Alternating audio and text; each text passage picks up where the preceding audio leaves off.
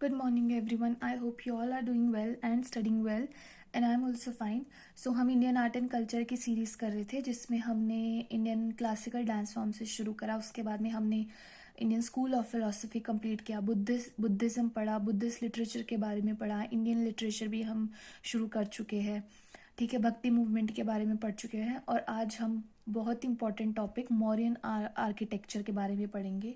ये बहुत important topic है, जिसमें हम जितने भी पिलर एडिक्ट्स है, ठीक है, रॉक एडिक्ट्स है, caves and stupas and everything, ठीक है, उसके बारे में डिस्कशन करने वाले हैं। वैसे भी मौर्यन एम्पायर से हर एग्जाम में क्वेश्चन आता ही आता है। जब हम एंशंट हिस्ट्री की बात करते हैं तो Indus valley civilization, Mauryan empire and Guptas, ये तीन तो हाईलाइटेड टॉपिक्स हैं जहाँ से क्वेश्चन आता ही आता है। ठीक है, सो ये बहुत इंपॉर्टेंट लेक्चर होगा, थोड़ा लेंदी भी होगा, बट इसमें हम सारा Mauryan art and architecture complete कर देंगे, and you need not to do anything else than this. ठीक है, सो हम सारा कुछ कवर करने वाला है इस वीडियो में। So let's start. So Mauryan जो आर्ट है बेसिकली वो दो टाइप्स में डिवाइडेड है। One is court art and other one is the popular art. Court art में क्या आते हैं, जो कोर्ट के इनिशिएटिव्स थे, ठीक है, जैसे कि उनके पैलेस, उनके pillars and stupas. And popular art में जैसे कि केव्स, पोट्री, स्कल्पचर्स। ठीक है, नाउ सबसे पहले हम कोर्ट आर्ट में पैलेसेस से शुरू करते हैं। पैलेसेस, ठीक है। सो जो मौर्यन एम्पायर था उनकी कैपिटल कहाँ थी, पाटलिपुत्र में, बट उनका पैलेस कहाँ था, कुमराहरपुर में। ठीक है, so capital at Pataliputra and the palace at Kumraharpur. So the palace of Chandragupta Maurya was inspired by Achaemenid palace at Persepolis in Iran. ठीक है, तो ये स्टेटमेंट बेस्ड क्वेश्चन में आ सकता है कि हाँ, चंद्रगुप्त मौर्य का पैलेस किस चीज़ से इंस्पायर था। So it was inspired by Achaemenid palaces at Persepolis in Iran. ठीक है, इनको बनाने में लकड़ी का इस्तेमाल किया जाता था, तो जो वुड थी वो प्रिंसिपल बिल्डिंग मटेरियल था। मेगास्थनीज कौन थे, he was the ambassador of Seleucus Nicator. ठीक है, Megasthenes describe this palace as one of the greatest creation of mankind. ठीक है, अशोका के पैलेस की बात करें तो वो भी कुमराहरपुर में ही था, एंड 3 स्टोरी वुडन स्ट्रक्चर था, मतलब 3 मंजिला इमारत थी वो। ठीक है, एंड वुडन से बना हुआ था। ठीक है, तो इसमें आपको कितना याद रखना है कि हाँ, वुड से बना हुआ था, और कहाँ पे मिलता है, कुमराहर पे, एंड वुड का इस्तेमाल करके बनाया गया था। Now coming two pillars. So basically जो पिलर्स था उनका इस्तेमाल क्यों किया जाता था, जो राजा होते थे वो अपनी विक्ट्रीज के बारे में, अगर वो किसी राजा पे विजय प्राप्त करते हैं, अपने मिलिट्री कॉन्क्वेस्ट के बारे में पिलर्स पे लिखवाते थे। ठीक है, क्योंकि पहले ये टीवी और ये ऐसे संसाधन तो थे नहीं कि अपनी मिलिट्री कॉन्क्वेस्ट के बारे में वो बता सके, तो वो रॉक्स पे और इन पे, पिलर्स पे, इन पे वो अपनी कॉन्क्वेस्ट के बारे में लिखवाते थे। ठीक है, so during the reign of Ashoka the inscription on pillars were used to commemorate battle victories. ठीक है, अगर कोई युद्ध में उनकी जीत होती थी तो उनको उनको लिखवाते थे, and to propagate imperial sermons as well. ठीक है, अगर उन्हें कोई फरमान जारी करना होता था, जैसे कि कलिंग वॉर के बाद में उन्होंने धम्म घोष फैलाना चाहा, तो वो भी अब उन्होंने अपने इंस्क्रिप्शन के थ्रू लोगों में फैलाया। ठीक है, ऑन एन एवरेज 40 फीट की हाइट होती थी, 40 फीट। ठीक है, सोचो कितना बड़ा होता है होगा वो पिलर। ठीक है, 40 फीट की हाइट होती थी चूनार सैंडस्टोन से। ठीक है, इसमें बेसिकली एक तो होती है लंबी सी शाफ्ट, ठीक है, और उसके ऊपर, ठीक है, उसके ऊपर ऐसे कैपिटल होती थी। ठीक है, पहले अबैकस होता है, ठीक है, और उसके ऊपर जो एनिमल होता था, तो ये जो इतना बड़ा है ना, इसको बोलते हैं शाफ्ट, और जो ऊपर का जो होता था इसे बोलते हैं कैपिटल। तो ये जो शाफ्ट है ना, ये एक ही पत्थर से बनाया होता था। तो सोचो अगर 40 फीट है, उसमें अगर 30 फीट भी अगर शाफ्ट है, तो सोचो 30 फीट का जो एक ही स्टोन से बनाया है, तो कैसे उनको लेके आते होंगे, और कितनी मतलब उस टाइम की जो कितनी कारीगरी होती होगी उन लेबर्स में। ठीक है, सो जो शाफ्ट होता था basically it was made up of single piece of stone. ठीक है, मोनोलिथिक स्टोन होता था ये, एंड उसके ऊपर कैपिटल होता था। ठीक है, कैपिटल में क्या होता है, एबेकस, और एबेकस के ऊपर एनिमल फिगर, हम और डिटेल में अभी आगे करने वाले हैं। ठीक है, और एबेकस कैसा होता था, सर्कुलर या रेक्टेंगुलर। ठीक है, तो 40 फीट हाइट होती थी। ठीक है, शाफ्ट मोनोलिथिक स्टोन से बनाया जाता था, चूनार सैंडस्टोन से। ठीक है, क्यों बनाया जाता था, अपनी बैटल विक्ट्रीज को कमेमोरेट करने के लिए, और इंपीरियल फरमान अगर कोई जारी करना है तो वो उन पे लिखवाया जाता था। ठीक है। अब बेसिकली दो टाइप के हम जब भी मौर्यन पिलर्स के बारे में, अशोकन पिलर्स के बारे में पढ़ते हैं तो दो टाइप के है एडिक्ट्स। ठीक है, major pillar edicts and minor pillar edicts. तो मेजर पिलर एडिक्ट्स हमें कहाँ मिलते हैं? तीन जगह तो वो हमें बिहार में मिलते हैं, लौरिया नंदनगढ़, लौरिया आराराज एंड रामपुरवा। जो लौरिया नंदनगढ़ में जो पिलर है उसमें जो कैपिटल में सिर्फ एक ही लायन है। ठीक है, और जो रामपुरवा में बेसिकली दो पिलर मिलते हैं जिनमें से एक में लायन है और एक में बुल है, और जिस पिलर पे बुल है उस पे कोई इंस्क्रिप्शन नहीं लिखा हुआ है। एक मिलता है हरियाणा में, हरियाणा के टोपरा कलां गांव में। टोपरा यमुनानगर डिस्ट्रिक्ट में पड़ता है। ठीक है, जहाँ मैं रहती हूँ वहाँ से 7-8 किलोमीटर दूरी है। बट ये जो फिरोज शाह तुगलक थे उन्होंने इस पिलर को वो दिल्ली ले गए थे, तो अब ये हरियाणा में नहीं है। दो यूपी में है, एक मेरठ में और एक इलाहाबाद में। इलाहाबाद का नाम अब चेंज करके प्रयागराज कर दिया गया है। तो यहाँ पे जो इलाहाबाद का जो पिलर है वो इतना फेमस क्यों है? क्योंकि इस पे 4-4 इंस्क्रिप्शन मिलते हैं। ठीक है, और ये बहुत फेमस है, तो ये तो हाईलाइट है। ठीक है, तो यूपी में जो प्रयागराज का जो पिलर है, अशोकन पिलर है, उस पे 4 इंस्क्रिप्शन मिलते हैं और आपको चारों याद रखने हैं। सबसे पहला तो यूजुअल, क्योंकि अशोकन पिलर है तो यूजुअल जो अशोका अपनी इंस्क्रिप्शन लिखवाता था एक तो वो मिलता है। एक queen's edict regarding charitable deeds of Ashoka's wife Kaurvaki. तो अशोका की जो वाइफ थी कौरवकी, एक उन्होंने एडिक्ट करवाया है। ठीक है, जिसमें उन्होंने उनके जो भी वो चैरिटी के काम करती थी उनके बारे में लिखवाया है। दूसरा है समुद्रगुप्ता का inscription by Hari Sen about conquest of Samudragupta. ठीक है, और एक जहांगीर ने भी इंस्क्रिप्शन लिखवाया है इसके ऊपर पर्शियन लैंग्वेज में। ठीक है, अब ये जो है ये तीनों ये संस्कृत में लैंग्वेज में है और ब्राह्मी स्क्रिप्ट में है। ठीक है, और ये जो जहांगीर का है ये ऑफ कोर्स पर्शियन लैंग्वेज में है, और ये समुद्रगुप्त का है ये किस में है? संस्कृत लैंग्वेज में है और ब्राह्मी स्क्रिप्ट में। ठीक है, अब now coming to minor pillar edicts की माइनर पिलर एडिक्ट अपने को कहाँ कहाँ मिलते हैं? तो कांधार में, Kandahar is in Afghanistan, Sankissa, Sanchi, Amaravati, Nigali Sagar, Lumbini, Vaishali and Sarnath. ठीक है, सो जो सनकिस्सा में है वहाँ पे जो कैपिटल है वहाँ पे एलिफेंट है। सांची में जो कैपिटल है उसमें 4 लायन है। लुम्बिनी में है, उसको रुमिनदेई पिलर भी बोलते हैं, also known as Rummindei pillar. इसमें mentions Ashoka's visit to Lumbini and जैसे उसने जो टैक्स वहाँ पे कम किया था उसके बारे में मेंशन है। जो वैशाली में है वहाँ सिंगल लाइन है, और जो सारनाथ में है वहाँ पे 4 लाइन है, 4 लाइन। और जो अबेकस है उसमें 4 और एनिमल्स भी है। वो 4 एनिमल कौन से हैं? Buffalo, horse, elephant and lion.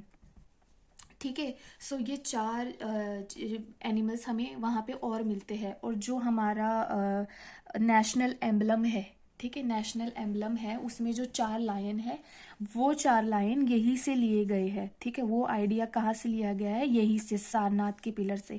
ठीक है, तो प्रयागराज वाला जो पिलर था वहाँ पे क्योंकि 4-4 इंस्क्रिप्शंस देखने को मिलते हैं, और जो सारनाथ वाला पिलर है वो हमारे नेशनल एम्बलम में लिया गया है, वो लॉयन।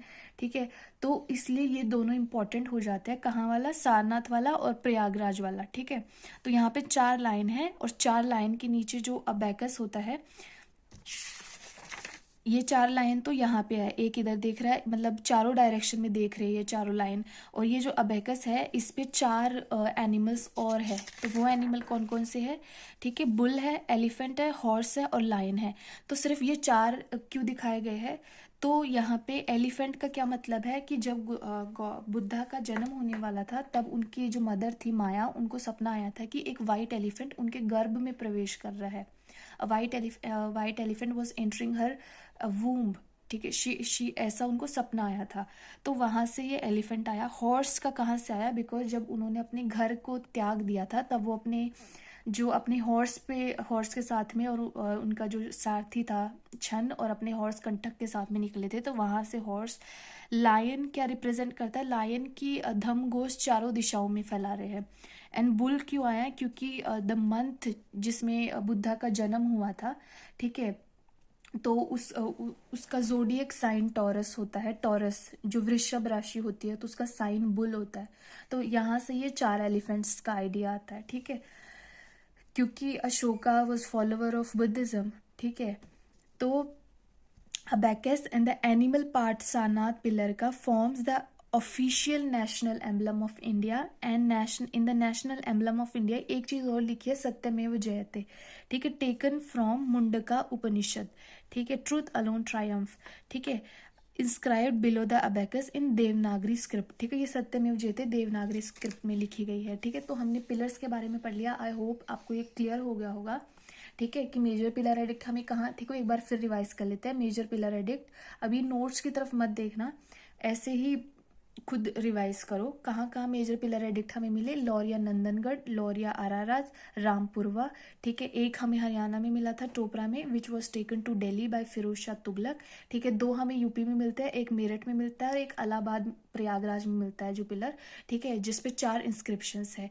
ठीक है। अगर हम माइनर पिलर एडिक्ट की बात करें तो सांची हो गया, सारनाथ हो गया, अमरावती हो गया, कांधार हो गया, सनकिस्सा हो गया, निगाली सागर हो गया, लुम्बिनी हो गया, ठीक है। तो ये सब जगह पे हमें मिलता है, और स्पेसिफिकली हमें कौन सा याद रखना है, प्रयागराज वाला पिलर एडिक्ट हमने को याद रखना है, और सारनाथ वाला याद रखना है, क्योंकि वो हमारे नेशनल एम्बलम में लिया गया है, ठीक है। अब हम आगे बढ़ते हैं अशोकाज मेजर रॉक एडिक्ट्स पे, ठीक है। तो रॉक्स पे भी वो इंस्क्रिप्शंस लिखवाते थे, ठीक है। सो रॉक्स पे जो बेसिकली 14 एडिक्ट्स मिलते हैं, मतलब 14 टाइप के मैसेजेस, 14 अलग अलग बातें उन्होंने लिखी हुई है, और काफ़ी जगह पे हमें उनके रॉक एडिक्ट्स मिलते हैं, लेकिन 14 बातें उन्होंने लिखी हुई है। वो 14 बातें क्या है, ठीक है। Rock edict 1, prohibit animal slaughter, bans festive gatherings and killing of animal, ठीक है। बेसिकली जानवरों को मारने पे, उनको खाने पे, और जो फेस्टिव गैदरिंग्स है उनके ऊपर रोक, मना करते हैं लोगों को ये करने से वो, ठीक है। सेकेंड रॉक एडिक्ट में है कि चोलास, पांड्यास एंड सत्यपुत्रास और चेरास, ये उनको नेबरिंग स्टेट्स बताते हैं, ठीक है। तो इसका मतलब ये उस टाइम उनके नेबर स्टेट्स थे साउथ इंडिया में, ठीक है। युक्तास, प्रदेशिकास और राजुकास, ठीक है, ये 3 टाइप के ऑफिसर्स के बारे में बताते हैं कि ये सबऑर्डिनेट ऑफिसर से, ये डिस्ट्रिक्ट हेड से, ये रूलर ऑफिसर से। मौर्यन जो था, मौर्यन ब्यूरोक्रेसी पे, ठीक है, और गुप्तास की ब्यूरोक्रेसी पे बहुत क्वेश्चन आते हैं, जहाँ पे आपको एक नाम पूछ लेंगे कि ये पर्टिकुलर नाम का आदमी मौर्यन एडमिनिस्ट्रेशन में क्या काम करता था, ठीक है। तो ये इम्पॉर्टेंट है, तो हम जब मौर्यंस के बारे में पढ़ेंगे तब हम पढ़ेंगे, ठीक है, इस बारे में। तो अभी तो this is not our concern, क्योंकि हम आर्ट एंड कल्चर से रिलेटेड पढ़ रहे हैं। फोर्थ में क्या लिखा था, धम्म घोष के बारे में, कि धम्म घोष आइडियल है मैनकाइंड के लिए, ना कि भेरी घोष, ठीक है। जब कलिंग वॉर के बाद में, जब इतनी लड़ाई झगड़े देखने के बाद में अशोका फेल्ट बैड, एंड उन्होंने फिर धम्म घोष फैलाना शुरू करा। फिफ्थ में क्या लिखा है, concern about the policy towards slaves, तो उस टाइम पे स्लेव्स भी हुआ करते थे, जबकि मेगास्थनीज ने अपनी बुक इंडिका में क्या लिखा है कि स्लेव्स नहीं हुआ करते थे, लेकिन हुआ करते थे एक्चुअल में। बट जो इंडिया में स्लेव्स काम करते थे और जो मेगास्थनीज उनके वहाँ पे जो स्लेव्स काम करते थे, काम में फ़र्क था, ठीक है, इसलिए उनको पता नहीं लगा कि ये स्लेव्स है, ठीक है। अपॉइंटमेंट ऑफ धम्म महामात्रास के बारे में लिखा हुआ है, और उन्होंने अशोका ने एक चीज़ और लिखी है कि every human is my child, ठीक है। सिक्स्थ में किसके बारे में लिखा है, वेलफेयर मेजर्स के बारे में। सेवन्थ में tolerance for all religions. Eighth में डिस्क्राइब्स अशोकास फर्स्ट धम्म यात्रा टू बोध गया एंड बोधि ट्री। नाइन्थ में लिखा है condemn popular ceremonies.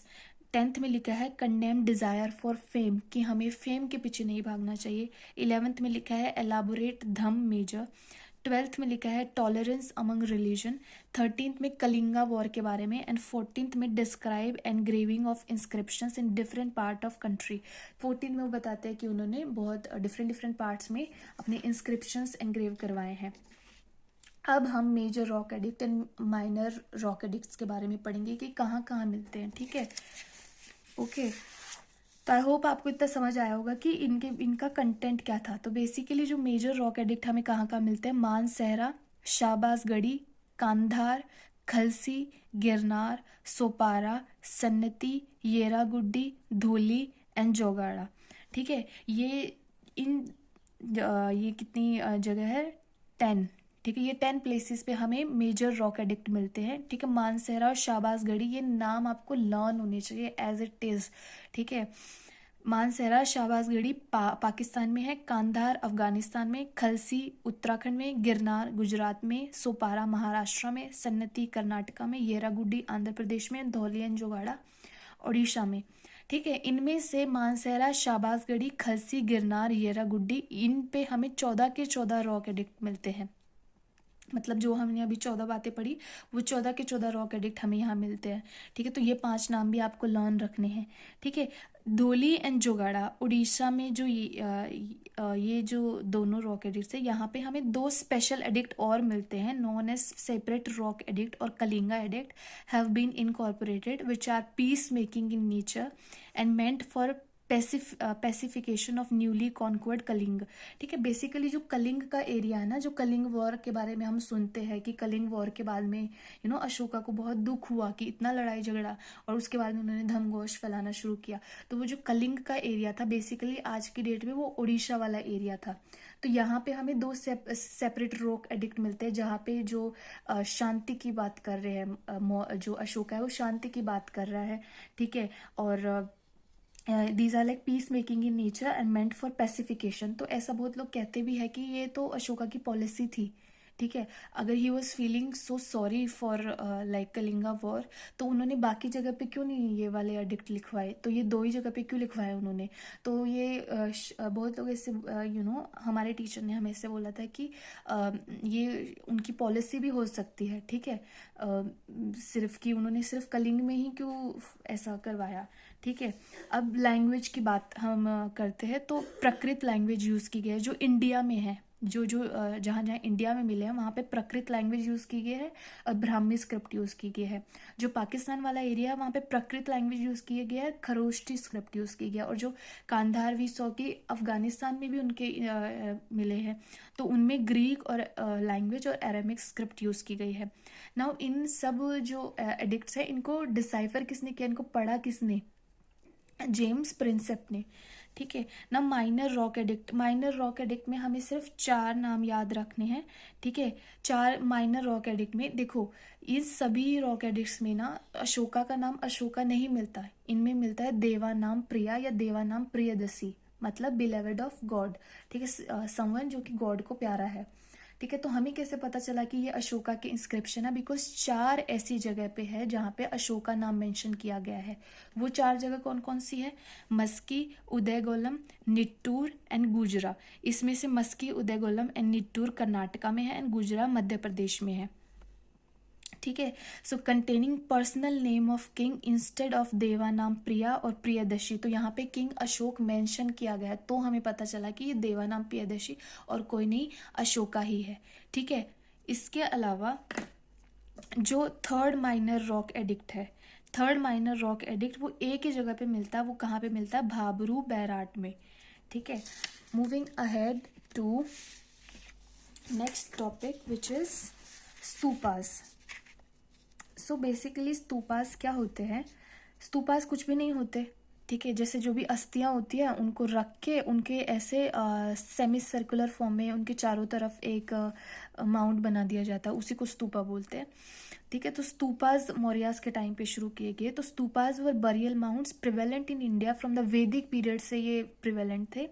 During the period of Ashoka the art of stupas reached its climax, climax मतलब पीक पे थी। Although a Vedic tradition, stupas were popularized by the Buddhist. Buddha की डेथ के बाद में ऐसा कहा जाता है कि 9 स्तूपास इरेक्ट किए गए, जहाँ पे 8 स्तूपास में तो उनकी अस्थियां, मतलब यहाँ पे बीच में ना उनकी अस्थियां डाली गई, और जो 9th स्तूपा है वहाँ पे वो मटका रखा गया जिसमें वो अस्थियां डली हुई थी। ठीक है, तो 9 जगह पे, जहाँ पे 8 में उनकी अस्थियां डाली गई हैं और जो 9वां स्तूप है वहाँ पे वो मटका रखा है जिसमें उनकी अस्थियां थी। After death of Buddha, 9 stupas were erected. 8 of them had the relics of Buddhas at their medi, and the 9th had the pot in which the relics were originally kept. ठीक है, तो लोकेशंस, ये 9 stupas के location कहाँ कहाँ है, राजगृह, आलाकप, पावा, रामग्राम, कुशीनगर, पीपलीवन, वैशाली, कपिलवस्तु, वेथापिदा। ठीक है। अब सांची स्तूप सबसे ज़्यादा फेमस है। जब भी स्तूपास की बात होती है तो सांची स्तूप बहुत फेमस है। तो Sanchi stupa in Madhya Pradesh is the most famous of the Ashokan stupas. Core जो होती है बेसिकली, ये जो कोर होती है, it is made up of unburnt bricks. ठीक है, जैसे जैसे ईंट बनाई जाती है तो उसको सेका जाता है ना पहले आग में पटक के, तो ये तो जो कोर है ये अनबर्न्ट ब्रिक्स की बनी होती है, वाइल जो आउटर सरफेस होता है ये बर्न्ट ब्रिक्स का बना होता है। ठीक है, तो स्तूपास में इतना ही था। अब पॉपुलर आर्ट पे आ जाते हैं, केव आर्किटेक्चर पे। ठीक है, जो केव्स बनाई गई थी मौर्यास के टाइम पर, तो during the Mauryan period these caves were generally used as vihara. ठीक है, क्योंकि जो मॉन्क्स रहते थे वो इनको ऐसे रेसिडेंशियल केव यूज़ करते थे, किसी शांति के स्थान पे जाके मेडिटेशन करना। ठीक है, क्योंकि वो शांति पसंद करते थे। ठीक है, so that is living quarters by the Jain and Buddhist monks. The cave during Mauryan period were marked by a highly polished finish of the interior walls and decorative gateways. ठीक है, तो मौर्यंस ने जो केव्स पेट्रोनाइज किए उसकी खासियत की बात करें तो क्या होती थी कि बहुत पॉलिश्ड वॉल्स होती थी और गेट जो होते थे बहुत ही अच्छे डेकोरेटिव गेटवेज बनाए जाते थे। अब जो केव्स है जो मौर्यस के टाइम पे बनी है वो है Barabar and Nagarjuni caves in Bihar. कौन सी? Barabar and Nagarjuni caves in Bihar were formed during the time of Ashoka and his grandson Dasharatha and date back to 3rd century BC। ठीक है, ठीक है। अभी मैं केव्स का भी एक लेक्चर लेके आऊँगी जिसमें हम सारी केव जैसे कि अजंता, एलोरा, एलिफेंटा, उदयगिरी, खानगिरी, बादामी केव्स, बाघ केव्स, ठीक है, उदयगिरी केव्स, सारी केव्स हम एक ही लेक्चर में कंप्लीट कर देंगे। ठीक है, तो ये बाराबार नागार्जुनी केव्स ये तो यहाँ से याद रखना कि अशोकास के टाइम पे ये बनवाई गई थी। Now moving to sculptures. ठीक है, सो मौर्यन टाइम पीरियड के 2 स्कल्पचर्स मिलते हैं। 2 famous sculptures of Mauryan period are those of yaksha and yakshi. ठीक है, पॉटरी की बात करें तो northern black polished ware, they are characterize by black paint and highly lustrous finish and were generally use a luxury items. ठीक है, तो जो पॉटरी जो बेसिकली मटके टाइप बनाए जाते थे तो क्या इनकी खासियत क्या है? बहुत ही ज़्यादा पॉलिश्ड एंड ब्लैक कलर के होते थे, इसलिए बोला गया है नॉर्दर्न ब्लैक पॉलिश्ड वेयर। ठीक है, northern black polished where. So this was all about art and architecture of Mauryan times. I hope you liked this video and you found it informative. If you did, then do let me know in the comment section and do share this channel with your friends. And yes, like and subscribe to my channel. Okay, thank you.